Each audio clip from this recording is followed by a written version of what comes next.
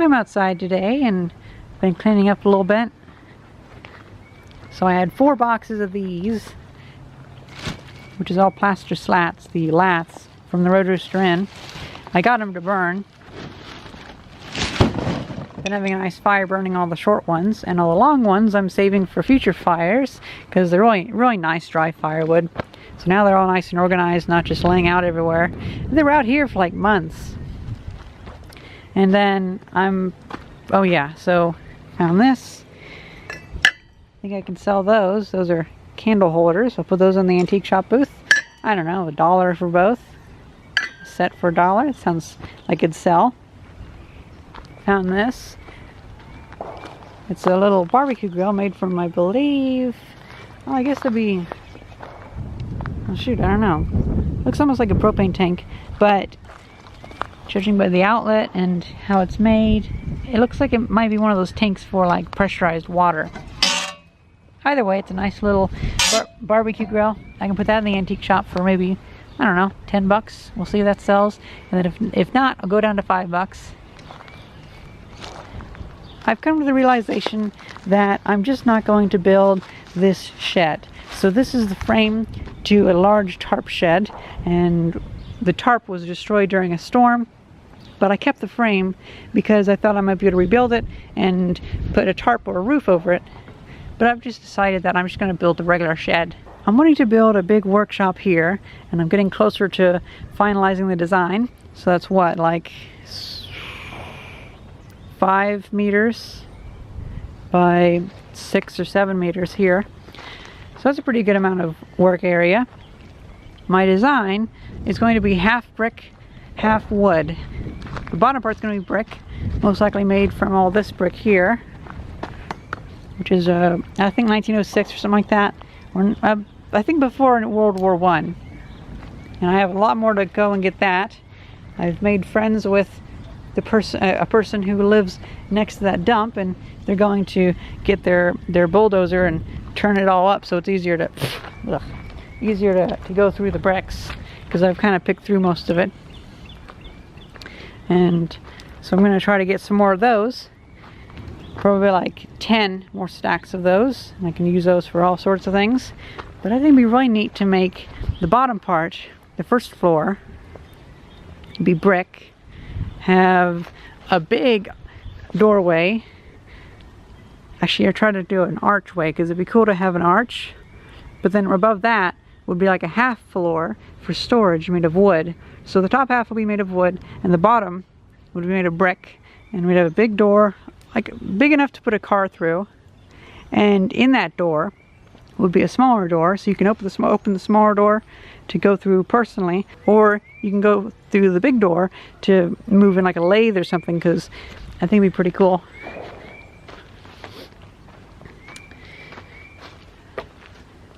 Probably won't start on this here, because I'm still trying to collect parts for it. I know I've been trying to do this for years, but, well, I have a lot to learn about building stuff, so yeah, and I gotta collect a lot more bricks. However, if I do get serious, I could get like the foundation made this year. That'd be kind of neat. Bit of a change of plans, or well, not quite change of plans, but a little update. My friend just got back to me, the friend who owns the Red Rooster Inn, and he said that I can take a bunch of stuff over and dump it into the dumpster. So a lot of this junk that I was slowly putting into the trash can here, I can take over there and just get rid of it all at once. Not sure there's much else I can really part with right now, because a lot of this stuff, I mean, it'd be a shame just to throw it away. I can sell this for $1 a piece at the antique shop. It's kind of amazing. Stuff's actually selling. Like, even though I've raised the prices just a little bit to like, well, before I was like really low yard sale prices. Now I'm to regular yard sale prices, and stuff's still selling. Every single week we go back, and there's always like space open in the antique shop. Alright, we can also get rid of all these shingles. They were left over from like, I don't know, 6 or 7 years ago when we redid the roof of the house. So it'd be good to get rid of that. So here's all the stuff I found today to get rid of. It's going to be a mixture of recycling and garbage. So we'll take that later tonight. let me just show you the small amount of changes I've done, which I think a trailer load is a little bit more than a small change. You actually can notice it. Cleaned up the junk there. Got rid of some things that were there.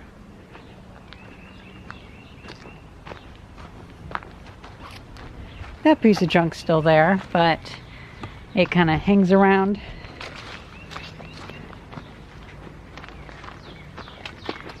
This is cleaned up quite a bit.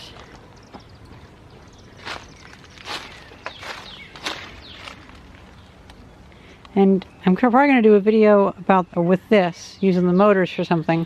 And when I'm done with that, that can go in the trash also. Now there's another problem that I've been putting off for a very long time. This is all poison ivy that I cut out of this bush last year. So it's been cut down for like 8 months. And it looks like the poison ivy, even though it has a huge stem, looks like over an inch wide, or more like 1.5 inches wide, or 2 inches at the bottom. It's hard to tell. It doesn't look like it's actually come back quite yet, so it's good, but I fear that it will, so I'll probably have to cut into all this and kill that once and for all. But hopefully, killing it, or cutting off all of its branches before, like, I did that, what, August, September or so? So, it was before it had a time to save nutrients for hibernation or whatever. So hopefully I did kill it, but unfortunately there's like a network of roots all around here because poison ivy just pops up all around here. It took me a while to figure out what it was until I realized there was a bunch of poison ivy in that bush, and it was all kind of coming out from there. Well, whenever I was cleaning that up, I didn't move this and I just put it down. I ended up getting really bad poison ivy. I am horribly allergic to poison ivy. Like one time I had to go to the hospital and have steroids. I had to take steroids for a month and whatnot, and yeah, me and poison ivy do not mix very well.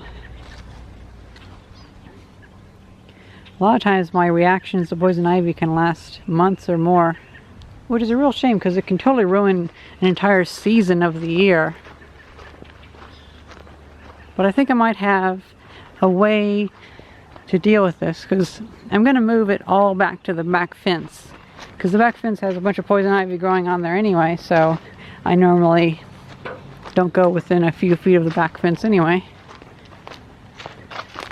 Although I've been spraying the poison ivy and poison oak, so hopefully it won't survive this year.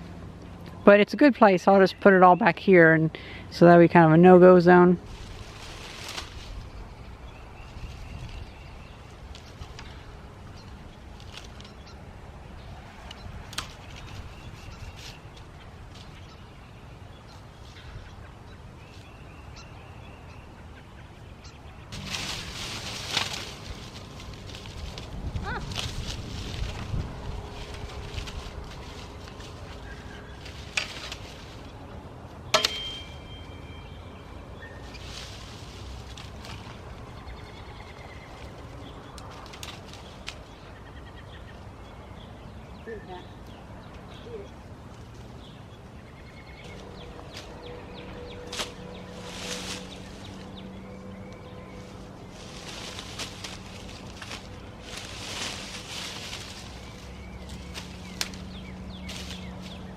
Well, I think that's pretty much it. I can't see any other ones, at least not underneath those leaves, so I think now it's down to the point where I can mow over it and I won't have to worry too much.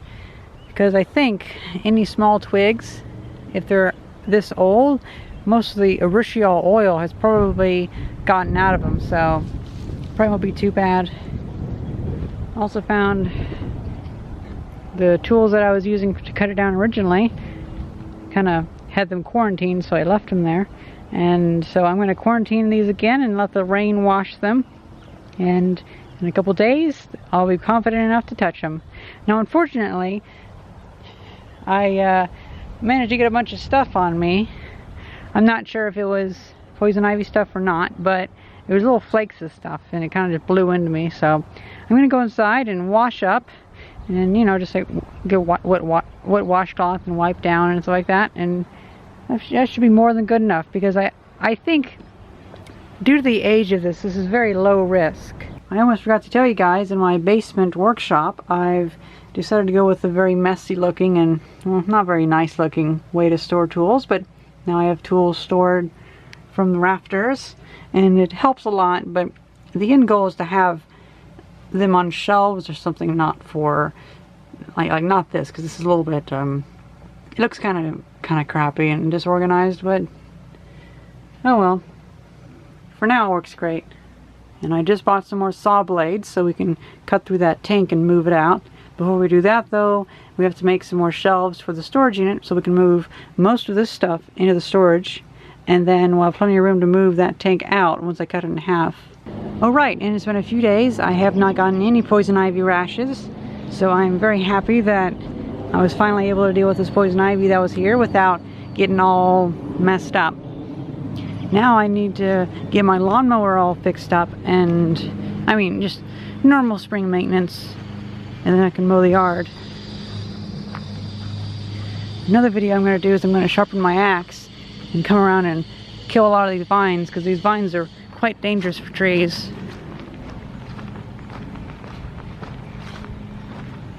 We sold that big pile of tubes, which was that tarp shed frame.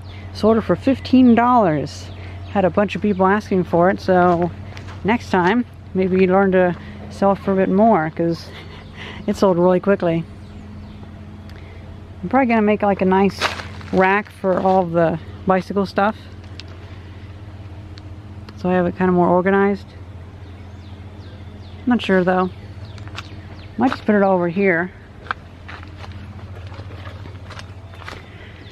Yeah, I think I can fit it over here. Bicycles over there once I get the bricks down. I like some more bricks. And then this entire section can be cleaned, because in preparation for building a shed here and figuring out if I want to build a shed at all, it would be nice to get this all cleaned out. Maybe not for that shed, because that shed's pretty useful in that spot still. And I've signed myself up to making a dredger for the lake. I have a nice pump there. Have a brake disc to make another centrifugal pump, so we can see what I might need for all this. I'm thinking about building a barrel boat, so get 2 more of those plastic barrels, which each can hold hundreds of pounds.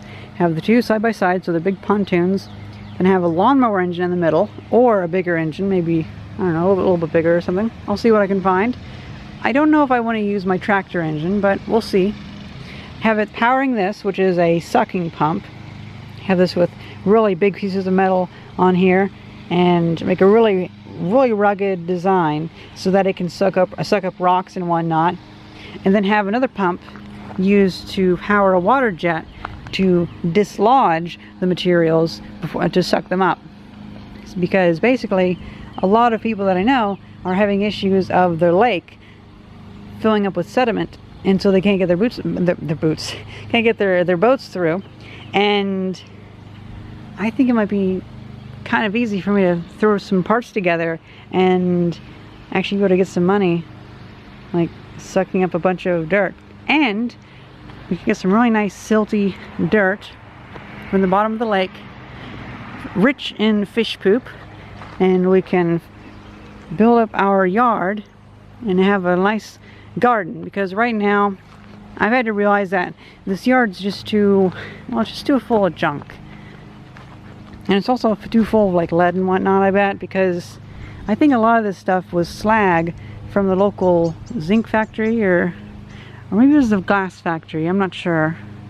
There were several industrial locations it could have come from. Could have been from the mine too, who knows. But either way, it's not just regular dirt that we have in our yard. It's been built up with junk and gravel. So it'd be nice to build this up. Like, I don't know how this is. I think there might have used to be a house here, and then it was burned down. I'm not really sure. Either way, it'd be nice to have some nice clean dirt and level this out, because right now it's a bit of a hill. So that's where I'm at for this week, and hope you guys enjoyed this video, and thank you very much for watching. See ya.